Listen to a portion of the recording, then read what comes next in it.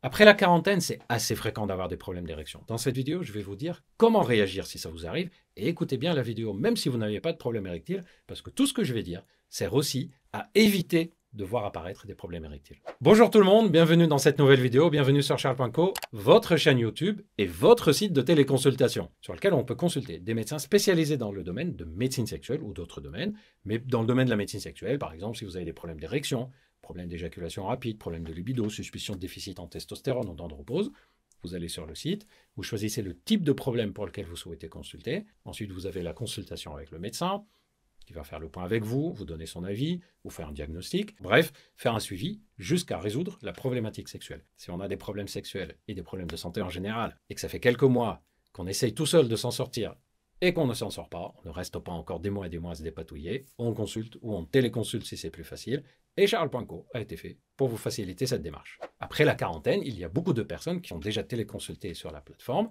et on retrouve assez souvent les mêmes éléments et on donne à peu près les mêmes conseils dans cette situation. Voyons ça tout de suite. Première chose à faire, quand on voit que l'érection n'est plus très bonne après la quarantaine, c'est de réfléchir un minimum depuis quand ça a commencé.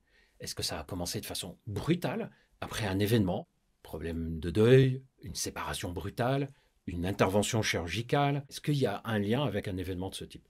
Ce n'est pas le plus courant. Le plus courant, c'est plutôt une installation progressive. Semaine après semaine, mois après mois, on a les érections qui deviennent de moins en moins bonnes et on a l'impression que ça revient par moment, puis ça retombe, et puis le problème s'installe de façon durable. Dans ces cas-là, il faut rechercher plutôt une accumulation de facteurs. Est-ce que j'ai pas cumulé des responsabilités? Est-ce que j'ai moins bien dormi, etc. Comment j'étais ces derniers temps? Et il faut penser aussi à la possibilité d'avoir un syndrome d'apnée de sommeil. Par exemple, si vous avez des ronflements importants la nuit, ça peut donner ce genre de difficultés, ou des problèmes d'obésité, de tabac qui s'est accumulé. Et on va parler de tout ça, puisque c'est ce qu'il faut régler quand on a des problèmes d'érection après la quarantaine. D'ailleurs, dites-moi dans les commentaires si vous avez déjà eu des problèmes d'érection de ce type, et si vous avez remarqué que le fait d'agir un peu sur le sommeil, de refaire du sport, ou de se détendre, ça a permis d'améliorer pour vous. Ce que je vous conseille de faire, après avoir réfléchi un minimum sur la cause, c'est de reprendre soin de vous. Si vous voulez que votre pénis fonctionne correctement, ce n'est pas de votre pénis qu'il faut s'occuper, c'est de vous-même entier. Et c'est pareil pour la libido. Pourquoi? Parce que on ne peut pas avoir des érections et une excitation correcte si on n'est pas soi-même en bon état de forme mentale et physique. Quelles sont les règles de base pour s'occuper de soi-même quand on veut améliorer les érections? 1. Le sommeil. Il faut bien dormir, il faut dormir de façon régulière, ne pas se priver de sommeil. C'est pendant les phases de sommeil profond qu'on a le plus d'érections pendant la nuit et le matin. D'ailleurs, si le sujet des érections nocturnes matinales vous intéresse, allez voir les vidéos que je vous ai déjà faites sur ça et vous comprendrez alors l'intérêt du sommeil. Deuxièmement, on arrête le tabac, l'alcool, drogue. On fait ce qu'il faut pour les diminuer au maximum. Ce sont des ennemis des érections. Petite remarque sur le sujet, quand on fait des efforts, par exemple on arrête le tabac, on arrête l'alcool ou la drogue, etc., beaucoup de personnes sont un peu frustrées en disant « mais j'ai arrêté, mais le problème ne s'améliore pas ». Il faut avoir de la patience parce que le problème s'améliore plusieurs mois après. Donc, quand on fait cet effort-là, il ne faut pas s'attendre à ce que dans les 2 semaines qui suivent, il y ait une amélioration. Troisièmement, si on a pris du poids au niveau du ventre, si on a accumulé ou si ça fait longtemps qu'on a du poids au niveau du ventre, on perd du poids au niveau du ventre. Si le sujet vous intéresse, vous pouvez aller voir les vidéos que je vous ai déjà faites sur comment on perd du poids au niveau du ventre. Et s'il y a besoin que vous consultez pour l'obésité, vous consultez pour l'obésité. L'excès de poids au niveau du ventre, c'est l'ennemi de la santé masculine, que ce soit pour l'érection ou pour la testostérone. Numéro 4, on reprend de l'activité physique ou du sport, c'est-à-dire on fait de la marche ou du sport, on ne reste pas sédentaire.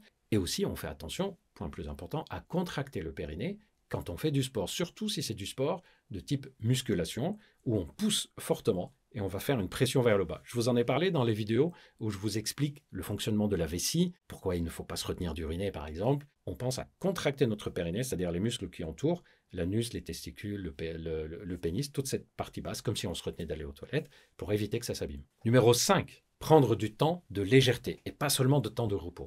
Beaucoup de personnes confondent temps de repos et temps de détente. Le repos, c'est quelque chose où on va laisser la pression mentale diminuer, on va se retaper sur le plan physique, on va se reposer au sens strict du terme.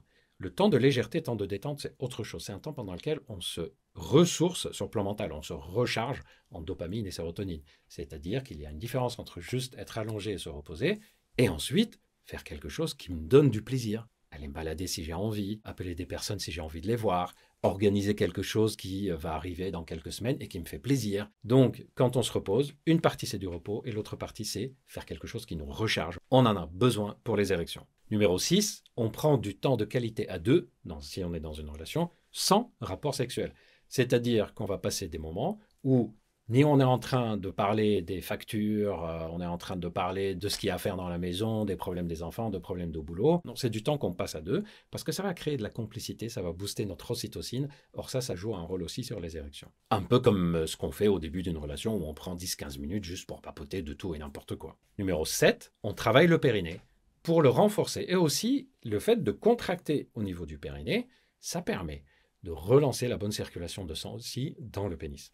Si vous voulez tout savoir sur ces exercices-là, vous pouvez aller voir les vidéos que je vous ai faites sur des techniques, que ce soit pour apprendre à contrôler l'éjaculation, des techniques pour améliorer les érections. En tout cas, le fait de contracter et relâcher dans différentes positions permet d'améliorer les muscles du périnée qui sont intéressants pour faire effet garrot à la base du pénis et donc de conserver une bonne qualité de l'érection. Dans quel cas il faut consulter? Il y a plusieurs situations où il vaut mieux consulter. Et il y a 5 situations qui sont très fréquentes. La première, c'est si vous avez essayé de reprendre soin de vous-même, vous avez essayé d'agir sur des causes que vous avez identifiées, vous avez fait les conseils que je vous ai donnés là maintenant et que le problème persiste. Ça veut dire qu'un traitement de relance, au moins de façon transitoire, est intéressant et dans ce cas, il vaut mieux consulter. La consultation servira aussi à vérifier est-ce qu'on n'est pas passé à côté d'une cause parce que sur soi-même, ce n'est pas toujours évident de se faire un diagnostic. Donc, si le problème persiste malgré les conseils, on consulte. Deuxième situation, c'est si on a besoin que le problème s'améliore de façon rapide.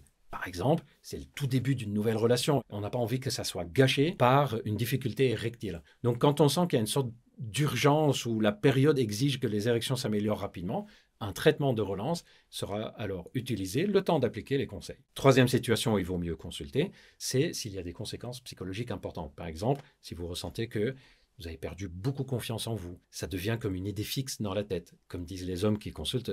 Aujourd'hui, j'étais en téléconsultation avec une personne qui m'a dit « Mais ça me prend la tête, je suis dans ma voiture, je rentre chez moi et j'y pense en me disant si ce soir on a envie de faire l'amour, est-ce que ça va aller ou pas ?» Si vous sentez qu'il y a des conséquences psychologiques importantes sur vous ou sur votre couple, il vaut mieux consulter, avoir un traitement, le temps d'agir sur les érections, c'est-à-dire le temps d'agir sur les causes. Quatrième situation, c'est si les causes qu'on a identifiées ne sont pas réglables tout de suite. Imaginons que la cause, c'est fatigue mentale, contrariété, des petites difficultés dans le couple.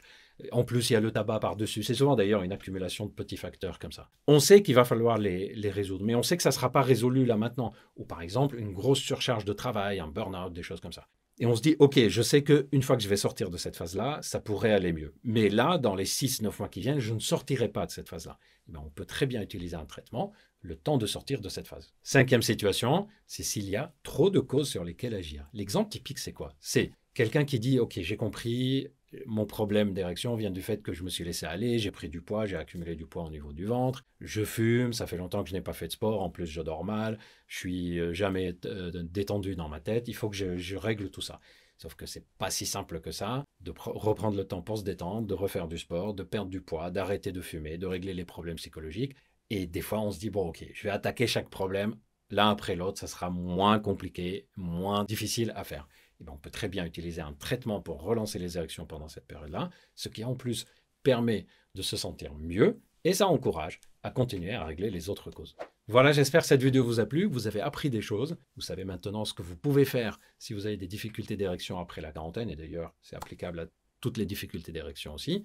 Vous savez ce qu'il faut faire pour ne pas avoir de problème d'érection. Si vous voulez plus d'informations sur les sujets, vous avez les autres vidéos qui sont disponibles sur la chaîne. Et si vous pensez que vous avez besoin d'aide, les médecins sexologues de Charles.co et les médecins sexologues en général sont à votre disposition pour vous aider à résoudre les problèmes. Je vous prépare plein d'autres vidéos sur plein d'autres sujets. Je vous donne donc rendez-vous très bientôt. Prenez bien soin de vous et à très vite.